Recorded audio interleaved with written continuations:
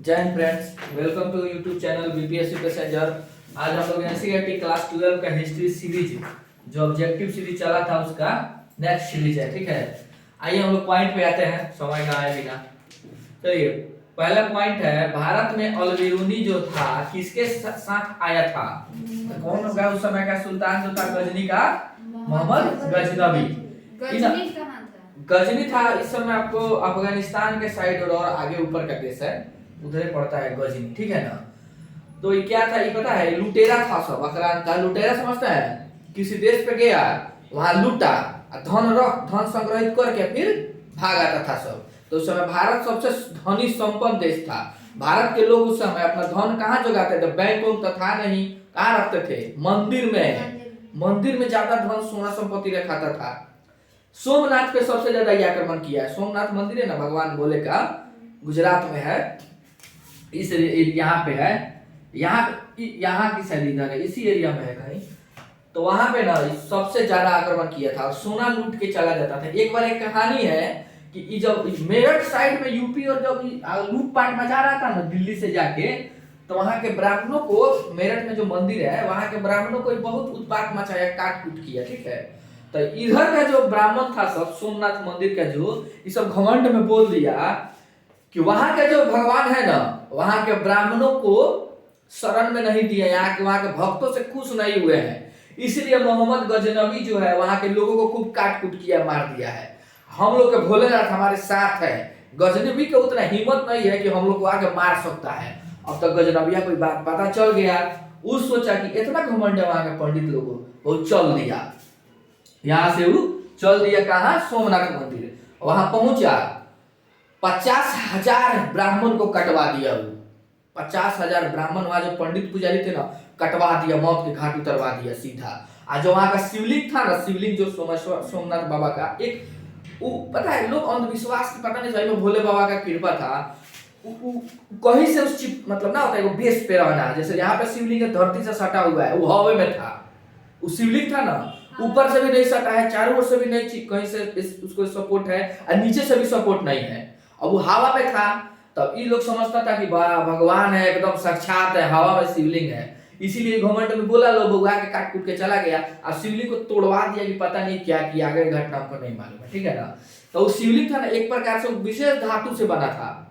और जो दीवार पे जो धातु था ना, वो चुंबक के उल्टा काम करता था। जैसे चुंबक को आप तोड़ दीजिए, आप तोड़ के उसको पलट के लगाइएगा, वो फेंकता है, नहीं सकता। वैसे ही वो फेंका था चारों ओर से। और जो शिवलिंग था ना, बीच में एकदम स्थिर हो गया था। वो आगे साइंस में हम लोग पढ़े होंगे तो मालूम होगा। आइए, इब्न बतूता किस देश से भारत आया था? ये 17 बार अंतिम आक्रमण किया था भारत पे। अंतिम आक्रमण जो था ना 10 से 24 ईस्वी में किया था सोमनाथ पे। ठीक है, 10 से 24 ईस्वी में सोमनाथ मंदिर पे किया। उसके बाद गया और सोना के रूम में इतना सोना रखा हुआ था, खुद अपने रूम में हार्ट अटैक होकर मर गया, सोने देख के मर गया। वो कहानी है। उसके बाद आइए, इब्न बतूता किस देश से भारत आया था? मोरक्को। मोरक्को कहाँ है अभी? अफ्रीका में है मोरक्को, याद रखिएगा लोग। फ्रांसवा बर्नियर जो था किस देश से भारत आया था? फ्रांस से आया था। ठीक है, सब विदेशी यात्री है। उसके बाद इस किस शताब्दी में आया था? 17वीं शताब्दी में आया था। सुल्तान महमूद की राजधानी कहाँ है? गजनवी। याद रखो, महमूद गोरी या मोहम्मद गजनवी या मोहम्मद गोरी में बहुत कंफ्यूजन होता है, लेकिन 150 साल का अंतर है सब के बीच में। गजनवी, गजनवी गजनी देश का नाम है, राजधानी है, और गजनवी आदमी का नाम है। इसके गोरी के आने में 150 साल का अंतर है, लगभग 250-150 साल का अंतर है। उसके बाद आइए, किताबुल हिंद की रचना अलबिरूनी किया था। किताबुल हिंद क्या है? उस समय जहां भारत का जो संस्कृति है, खान पान हो गया, पहनावा हो गया, पूजा पाठ हो गया, उसके बाद से वहां का न्याय व्यवस्था हो गया, वहां का रहन सहन हो गया, माप तौल कैसे लोग जीता था, घर का बनावट कैसा था, यहाँ के धार्मिक संस्थान कैसे थे, उसी चीज का चर्चा कहाँ किया गया है? किताबुल हिंद। अलबरूनी ने कहा किया है? किताबुल हिंद, यानी किताब वैसा जो हिंद का हो। चलिए, रिहला किसका रचना है? इब्न बतूता की। ये भी यात्रा वृत्तांत है। ठीक है ना, अरबी में किया है। इब्न बतूता ने अपनी यात्रा वृत्तांत किस भाषा में किया है? ये ऑब्जेक्टिव में पूछता है, ऑब्जेक्टिव में पूछता है, इसको ध्यान रखिएगा। जितना ऑब्जेक्टिव में पूछ देगा सीधा उठा के पूछ देगा ही। इब्न बतूता क्या? रिहाल मतलब यात्रा वृत्तांत। रिहला, रिहला किताब का रचना है। आइए, इब्न बतूता का संबंध किस देश से था? मोरक्को। मोरक्को कहाँ है? अफ्रीका में। अभी ऊपर आया था क्वेश्चन, ये पूछा है बहुत जगह, बढ़िया बढ़िया जगह से खोज के खुद से बना के डाले हैं। उसके बाद देखिए इब्न बतूता जब दिल्ली पहुंचा तो सुल्तान कौन था उस समय? मोहम्मद बिन तुगलक। इसको आप शॉर्टकट में एमबीटी याद करेंगे। क्या? एमबीटी, मोहम्मद बिन तुगलक। इब्न बतूता किसके समय में दिल्ली पहुंचा? मोहम्मद बिन तुगलक के समय जब आया ना, तो इसके ज्ञान से प्रभावित होकर मोहम्मद बिन तुगलक इसको दिल्ली का काजी नियुक्त किया। काजी मतलब ध्यान दीजिए इधर, काजी मतलब न्यायाधीश, न्यायाधीश नियुक्त किया। लेकिन बाद में मतभेद हुआ तो फिर इसको जेल में डाल दिया। और फिर जब मतभेद खत्म हुआ तो फिर जेल से निकाल के कारागार से इसको ना मंगोल के पास चाइना भेजा। कहा? अपना राजदूत बना के। उसके बाद आइए, अल-बरूनी किसके साथ भारत आया था?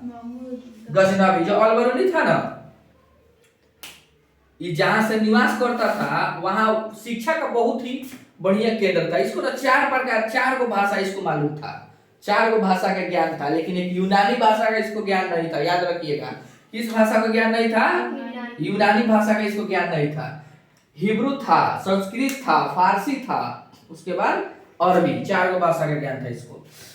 तो ये जब भारत इसको ना महमूद गजनवी जब गया था इसके देश पे जब आक्रमण किया ना, तो वहां से ना कवि हो गया, लेखक हो गया, विद्वान सबको कैदी बना के लेके आया। उसी में से कौन था? एक अल-बरूनी। और गजनी लेके आया। वही गजनी इसका मन लग गया, लगभग 80 बरस तक गजनवी में रहा, मन लग गया।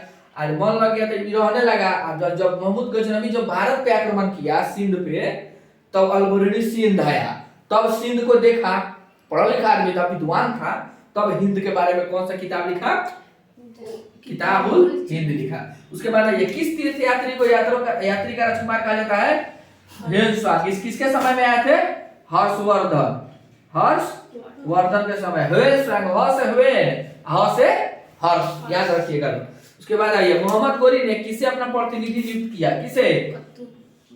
ये दूसरा आ गया, गोरी आ गया। देख लीजिए लोग, मोहम्मद गजनवी नहीं है, गोरी है। किसे नियुक्त किया? कुतुबुद्दीन ऐबक को। मोहम्मद जो गोरी था ना, ये पृथ्वीराज चौहान जो तृतीय था, पृथ्वीराज चौहान देखे हैं लोग मूवी, पृथ्वीराज रासो, वो भी अभी निकला है। उसमें इससे युद्ध हुआ था, ठीक है ना। पहले का हार गया, दूसरी का में हरा दिया। और उसके बाद भारत पे ये जब आया कुतुबुद्दीन ऐबक, इसका प्रतिनिधि बन के शासन किया। उसके बाद आया इल्तुतमिश। इल्तुतमिश जो है ना, इसका गुलाम था इल्तुतमिश।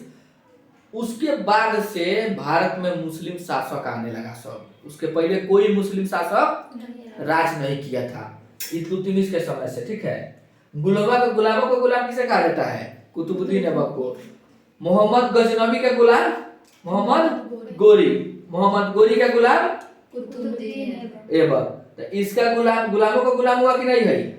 इसका गुलाम इसका गुलाम ये। चलिए इसका स्क्रीनशॉट ले लीजिए। प्लीज चैनल को आप लोग सब्सक्राइब कीजिए, सब्सक्राइब नहीं बढ़ रहा है, ठीक है। कोई अगर मिस्टेक हुआ उसको डालिए, इसमें कमेंट बॉक्स में डालिए, मिस्टेक तो नहीं होना चाहिए। और सब्सक्राइब कीजिए, लाइक कीजिए और शेयर कीजिए। थैंक यू, जय हिंद।